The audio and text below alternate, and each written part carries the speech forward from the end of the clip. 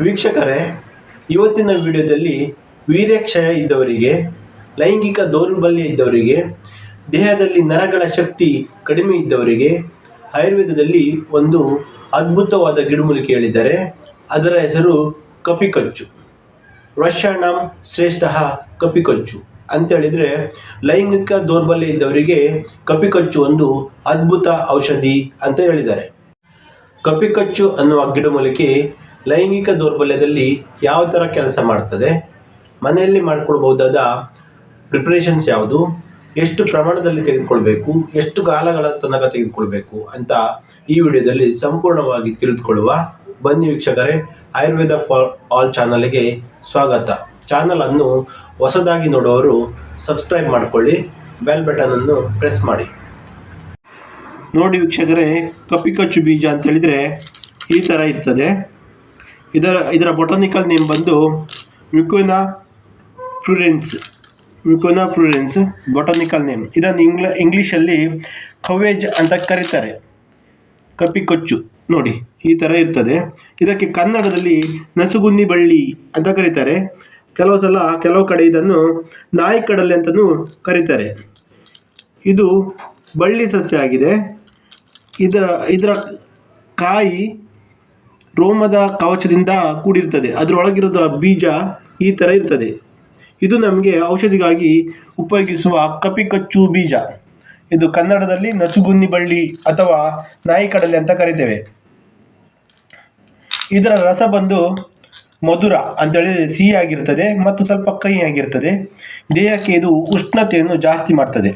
ಇದು ಯಾವ ಥರ ಕೆಲಸ ಮಾಡ್ತದೆ ಅಂತ ಹೇಳಿದರೆ, ಇದು ಉತ್ತಮ ಮೇದ್ಯವಾಗಿದೆ. ಮೇದ್ಯ ಅಂತ ಹೇಳಿದರೆ ಬ್ರೈನ್ ಟಾನಿಕ್, ನರ ವ್ಯವಸ್ಥೆಯನ್ನು ಬಲಪಡಿಸುತ್ತದೆ, ನೆನಪಿನ ಶಕ್ತಿ ಜಾಸ್ತಿ ಮಾಡ್ತದೆ. ಅದೇ ಥರ ಇದು ವಾಜೀಕರಣ ಅಂತ ಹೇಳಿದರೆ ಸೆಕ್ಷುವಲ್ ಹೆಲ್ತ್ಗೆ ಉತ್ತಮವಾದ ಔಷಧಿಯಾಗಿದೆ. ಹಾಗೆ ಇದು ಶುಕ್ರವರ್ಧಕ ಆಗಿದೆ. ಶುಕ್ರವರ್ಧಕ ಅಂತ ಹೇಳಿದರೆ ವೀರ್ಯದ ಪ್ರಮಾಣ ಜಾಸ್ತಿ ಮಾಡ್ತದೆ. ಅದೇ ರೀತಿ ವೀರ್ಯದ ಚಲನೆ ಕೂಡ ಜಾಸ್ತಿ ಮಾಡ್ತದೆ ಅಂತ ಹೇಳಿದರೆ ಸ್ಪರ್ಮ್ ಮೊಟಿಲಿಟಿ ರೇಟ್ ಜಾಸ್ತಿ ಮಾಡ್ತದೆ. ಇದರಿಂದ ಲೈಂಗಿಕ ಶಕ್ತಿ ಹೆಚ್ಚಾಗ್ತದೆ. ಅದೇ ಥರ ಇದು ಬಲ್ಯ ಅಂತ ಹೇಳಿದರೆ ಸ್ಟ್ರೆಂತ್ ಜಾಸ್ತಿ ಆಗ್ತದೆ. ಶಿಶ್ನದ ಮಾಂಸದ ಬಲವನ್ನು ಜಾಸ್ತಿ ಮಾಡ್ತದೆ. ಆದ್ದರಿಂದ ತುಂಬ ಸಮಯದ ತನಕ ಶಿಶ್ನವು ಗಟ್ಟಿಯಾಗಿ ಇರಿಸುವಂತೆ ಮಾಡ್ತದೆ. ಹಾಗೆ ಇದು ರಸಾಯನ ಕೂಡ ಅಂತೇಳಿದರೆ ವಯೋವೃದ್ಧಿಯನ್ನು ಕಡಿಮೆ ಮಾಡಿಸ್ತದೆ. ಆದ್ದರಿಂದ ಇದು ಒಂದು ಲೈಂಗಿಕ ದೌರ್ಬಲ್ಯದಲ್ಲಿ ಅತ್ಯುತ್ತಮ ಆಯುರ್ವೇದಿಕ್ ಗಿಡಮೂಲಿಕೆಯಾಗಿದೆ. ವೀಕ್ಷಕರೇ, ಕಪಿಕಚ್ಚು ಪ್ರಿಪ್ರೇಷನ್ಸ್ ಮನೆಯಲ್ಲಿ ಮಾಡ್ಕೊಳ್ಳೋದು ಯಾವುದು ಅಂತ ಹೇಳಿದರೆ ಕಪಿಕಚ್ಚು ಚೂರ್ಣ. ನೋಡಿ ಈ ಥರ ಕಪಿಕಚ್ಚು ಒಣಗಿದ ಬೀಜವನ್ನು ತೆಗೆದುಕೊಳ್ಬೇಕು, ಚೆನ್ನಾಗಿ ಕುಟ್ಟಬೇಕು. ಕುಟ್ಟಿ ನಂತರ ಇದನ್ನು ಪುಡಿ ಮಾಡಿಕೊಳ್ಬೇಕು. ಪುಡಿ ಮಾಡಿದ ನಂತರ ಅದನ್ನು ಗಾಳಿಸ್ಕೊಳ್ಬೇಕು. ಗಾಳಿಸ್ಕೊಂಡಿದ ಮೇಲೆ ನೋಡಿ ವೀಕ್ಷಕರೇ, ಕಪಿಕಚ್ಚು ಚೂರ್ಣ ಫಿಲ್ಟರ್ ಮಾಡಿದ ನಂತರ ಈ ಥರ ಆಗ್ತದೆ. ಗಾಳಿಸ್ಕೊಳ್ಬೇಕು. ಗಾಳಿಸ್ಕೊಂಡ ನಂತರ ಈ ಥರ ಆಗ್ತದೆ. ಮೃದುವಾದ ಚೂರ್ಣ ಆಗ್ತದೆ. ಇದನ್ನು ನಾವು ಒಂದು ಅರ್ಧ ಗ್ಲಾಸ್ ಹಾಲಿನಲ್ಲಿ 2 ಚಮಚದಷ್ಟು ತಗೊಳ್ಬೇಕು.